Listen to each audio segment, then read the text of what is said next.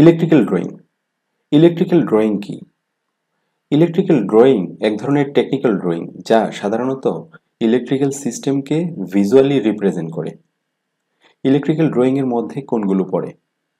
পাওয়ার layout, lighting layout, emergency layout, communication layout, single line diagram SLD, ladder diagram, building plan, floor plan, wiring diagram ইত্যাদি।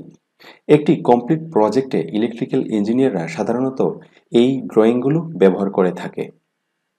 এখন প্রশ্ন হচ্ছে, অটোক্যাডে electrical drawing করার সুবিধা কি? অন্যান্য আরও অনেক ধরনের সফটওয়্যার আছে ডিজাইনিংয়ের জন্য, কিন্তু অটোক্যাড অনেক সহজ। এখন আমরা ইলেকট্রিক্যাল ড্রয়িংয়ের কিছু সুবিধা দেখব। প্রথমে আসা যাক সেফটি। ইলেকট্রিক্যাল সিস্টেম ডিজাইন করার সময় যে সকল ডিভাইস বা ইকুইপমেন্ট ব্যবহার করা হয়, যেমন switch, socket, circuit breaker, transformer, cable, lighting fixtures, এগুলো এমনভাবে সিলেক্ট করতে হয় যাতে কখনো শর্ট সার্কিট বা ওভারলোড কন্ডিশন না আসে। অর্থাৎ ওই সকল ডিভাইস ও ইকুইপমেন্টের রেটেড পাওয়ার কনসিডার করে আমাকে ওয়্যার সিলেক্ট করতে হবে। যদি সঠিক ডিভাইস আমরা সিলেক্ট না করি তাহলে বড় ধরনের অ্যাক্সিডেন্ট ঘটতে পারে। যে কোনো ইলেকট্রিক্যাল সিস্টেম ডিজাইন করার সময় সেফটির বিষয়টা সর্বাধিক গুরুত্ব দেওয়া হয়। কমফোর্ট, সেফটি এনশিওর হওয়ার পর মানুষ যাতে বাসাবাড়িতে আরামে থাকতে পারে বা ইন্ডাস্ট্রিয়াল বিল্ডিংয়ে স্বাচ্ছন্দ্যে কাজ করতে পারে, সেজন্য কমফোর্ট জোন তৈরি করতে হয়। যেমন লাইটিং পর্যাপ্ত রাখতে হবে যাতে চোখের উপর কোনো চাপ না পড়ে। আবার গিজারের ব্যবস্থা রাখতে হয় যাতে শীতকালে কোনো অসুবিধা না হয়।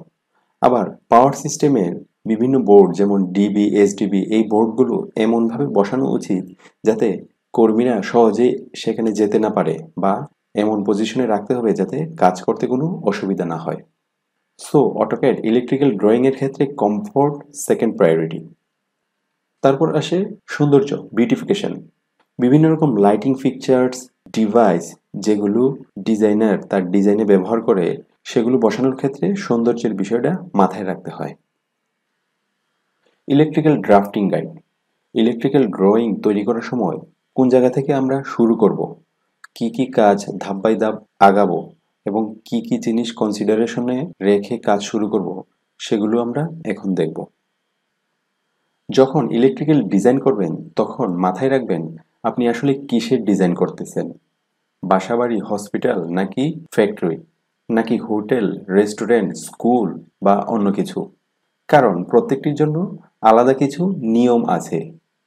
ডিজাইন শুরু করার আগে ক্লায়েন্ট থেকে জেনে নেবেন কোন এরিয়াতে কি বসবে, অর্থাৎ লোকেশন, ডিস্ট্রিবিউশন বোর্ড কোথায় বসবে, কোন দিকে ওয়্যারগুলো যাবে ইত্যাদি। তারপর ইন্টেরিয়র ডিজাইন জেনে নিতে হবে, কোন দিকে ফার্নিচার হবে, কোথায় টিভির সকেট বসবে, কোথায় লাইটিং সুইচ বসবে ইত্যাদি। Civil drawing. সিভিল ড্রয়িং দেখতে হবে কোথায় দরজা, জানালা, ওয়াল আছে এবং সে অনুসারে প্ল্যান করতে হবে কোথায় এসি বসবে, ফ্রিজ বসবে, ওয়াশিং মেশিন বসবে বা আরও যদি অন্য কিছু থাকে। ইন্টেরিয়র অনুসারে সঠিক পাওয়ার আউটলেট বসাতে হবে। এখন দেখব একটি ড্রাফটিং তৈরি করার সময় কি কি বিষয়গুলো মাথায় রেখে আপনাকে আগাতে হবে। ডিজাইনিং শেষ হওয়ার পর আবার রিচেক দিবেন, দেখবেন যে সঠিক পজিশনে সুইচ বসেছে কিনা বা আদার্স লাইটিং ফিকচার্স বসেছে কিনা। যদি সঠিক পজিশনে না থাকে তখন ওইটি মডিফাই করতে হবে এবং সঠিক পজিশনে নিয়ে যেতে হবে। সার্কিটে যে লোড লাগানো হয়েছে সেগুলো সঠিক ক্যাপাসিটি মেনটেন করে লাগানো হয়েছে কিনা। যদি ওভাররেটেড হয়ে যায় তখন ওভারলোড হবে, সেক্ষেত্রে লোড বেশি কারেন্ট নেওয়ার ফলে কেবল পুড়ে যেতে পারে। যেখানে ইলেকট্রিক্যাল ফিকচার্স বসানো হয়েছে সেখানে ইজি অ্যাক্সেস করা যায় কিনা বা সহজে যাতায়াত করা যায় কিনা।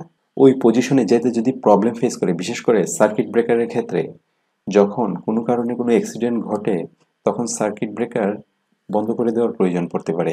সেক্ষেত্রে যদি অ্যাক্সেস না করা যায় ইজিলি তাহলে দুর্ঘটনা ঘটতে পারে। তাছাড়াও বিভিন্ন সুইচ, সকেট যখন বসানো হবে সেগুলো যাতে ইজিলি অ্যাক্সেস করা যায়। লেআউট কমপ্লিট করার পর প্রিন্ট আউট নিতে হবে এবং দেখতে হবে ফ্যান, সুইচ, সকেট, লাইট এগুলো সঠিক পজিশনে বসানো হয়েছে কিনা। এই ক্ষেত্রে যদি কোনো ভুল ভ্রান্তি থাকে তাহলে অবশ্যই ধরা খাবে। সো এই বিষয়গুলো আপনারা ইলেকট্রিক্যাল ড্রাফটিং এর ক্ষেত্রে সবসময় মাথায় রাখবেন। নেক্সট টিউটোরিয়ালে আমরা অটোক্যাড সফটওয়্যার নিয়ে আলোচনা করব।